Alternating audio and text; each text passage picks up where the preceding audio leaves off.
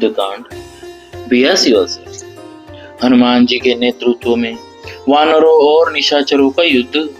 हनुमान जी का प्रभु श्री राम के पास लौटना और इंद्रजीत का निकुंभिला मंदिर में जाकर होम करना। इंद्र के वज्र की गड़गड़ाहट के समान उस भयंकर सिंहनाद को सुनते वानर संपूर्ण दिशाओं की ओर देखते हुए जोर जोर से भागने लगे।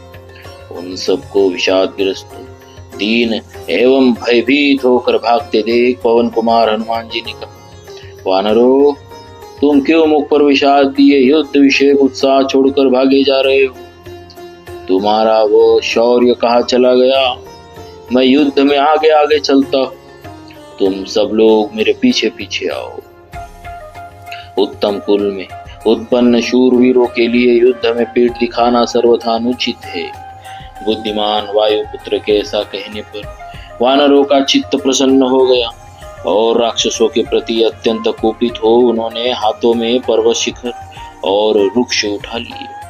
वे श्रेष्ठ वानर वीर उस महासमर में हनुमान जी को चारों ओर से घेर कर उनके पीछे पीछे चले और जोर जोर से गर्जना करते हुए वह राक्षसों पर टूट पड़े। उन श्रेष्ठ वानरों द्वारा सब ओर से घिरे हुए हनुमान जी ज्वालामालाओं से युक्त प्रज्वलित अग्नि की भांति शत्रु सेना को दग्ध करने लगे। वानर सैनिकों से घिरे हुए उन महाकपि हनुमान जी ने प्रलय काल के संहारकारी यमराज के समान राक्षसों का संहार आरंभ किया। सीता के वध से उनके मन में बड़ा शोक हो रहा था और इंद्रजीत का अत्याचार देखकर उनका क्रोध भी बहुत बढ़ गया था। इसीलिए हनुमान जी ने रावण कुमार के रथ पर एक बहुत बड़ी शिला फूंकी। उसे अपने ऊपर आती देख सारथी ने तत्काल ही अपने अधीन रहने वाले घोड़े से जुते हुए उस रथ को बहुत दूर हटा दिया तथा सारथी सहित रथ पर बैठे हुए इंद्रजीत के पास तक न पहुंचकर वह शिला धरती फोड़कर उसके भीतर समा। उसके चलाने का सारा उद्योग व्यर्थ हो गया। उस शिला के गिरने पर उस राक्षस सेना को बड़ी पीड़ा हुई। गिरती हुई शिला ने बहुतेरे राक्षसों को कुचल डाला। तत्पश्चात सैकड़ों विशालकाय वानर हाथों में वृक्ष एवं पर्वत शिखर उठाए गर्जना करते हुए इंद्रजीत की ओर दौड़े। वे भयानक पराक्रमी वानर वीर युद्ध स्थल में इंद्रजीत पर उन वृक्षों और पर्वत शिखरों को फेंकने लगे। वृक्षों और शैल शिखरों की बड़ी भारी रुष्टि करते हुए वे वानर शत्रुओं का संहार करने और भांति भांति की आवाज में गरजने लगे। उन महाभयंकर वानरों ने वृक्षों द्वारा घोर रूपधारी निशाचरों को बलपूर्वक मार गिराया। वे रणभूमि में गिरकर छटपटाने लगे। अपनी सेना को वानरों द्वारा पीड़ित हुई देख इंद्रजीत क्रोधपूर्वक अस्त्र शस्त्र लिए शत्रुओं के सामने गया। अपनी सेना में घिरे हुए उस सुदृढ़ पराक्रमी वीर निशाचर ने बाण समूह की वर्षा करते हुए शूल, वज्र, तलवार, पट्टिश तथा मुद्गरों की मार से बहुत से वानर वीरों को हताहत कर दिया। वानरों ने भी युद्ध स्थल में इंद्रजीत के अनुचरों को मारा।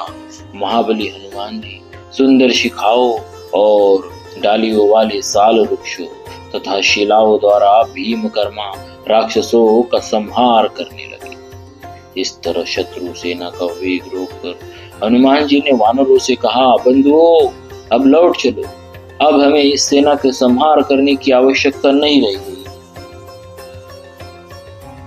हम लोग जिनके लिए श्री रामचंद्र जी का प्रिय करने की इच्छा रखकर प्राण का मोह छोड़कर पूरी चेष्टा के साथ युद्ध करते थे, वे जनक किशोरी सीता मारी गई।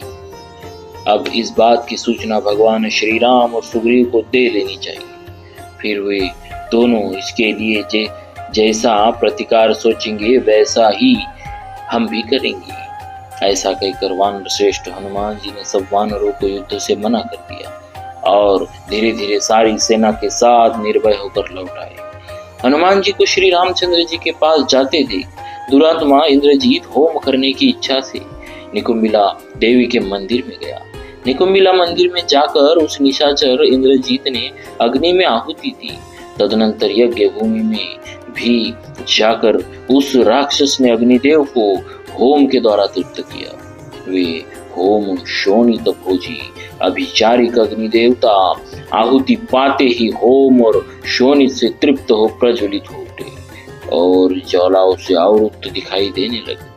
वे तीव्र तेज वाले अग्निदेवता संध्या काल के सूर्य की भांति प्रकट हुए थे। इंद्रजीत यज्ञ के विधान का ज्ञाता था। उसने समस्त राक्षसों के अभ्युदय के लिए विधि पूर्वक हवन करना आरंभ किया। उस होम को देखकर महायुद्ध के अवसरों पर नीति अनीति कर्तव्य अकर्तव्य के ज्ञाता राक्षस खड़े हो गए। इस प्रकार श्री वाल्मीकि निर्मित आर्ष रामायण आदि काव्यों के युद्ध कांड में 82वां सर्ग पूरा हुआ। बोलिए श्री सीताराम जी महाराज की जय। भक्तवत्सल भगवान की जय।